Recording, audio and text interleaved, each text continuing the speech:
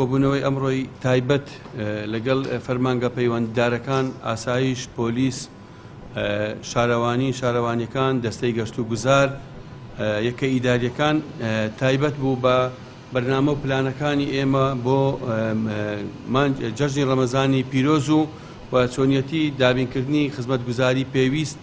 لە بۆ گەشتیاران کە ڕووە و هەرێمی کوردستان و هەولێر و هەروەها بۆ خەڵکی خۆشمان کە لە ڕۆژانی جەژن کە پێشبینی دەکرێت بۆ دەرچوون و بە تایبەتیش ئەو پێداویستیانەی کە زیاتر هاندانی گەشتیار بدەدات کە لە ناوەڕاست و باشووری عێراق کە ڕووە و هەولێر و کوردستان دێن بۆ ئەوەی ئەو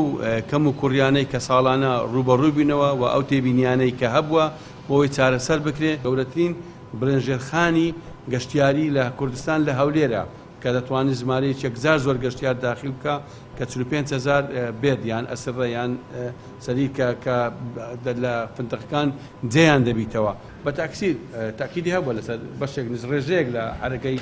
بازاڕ، بەڵام حتا ئەوانەی مەسەر کە خەڵکێک ئێستا لە سنووری پارێزگای ئەمبارش گەڕایتەوە، بەڵام بەشەیان هەلێرە ماون ماڵێکی لەوێ هەیە، شتێکی لەوێ هەیە، چکە بەداخەوە تاکو ئێستا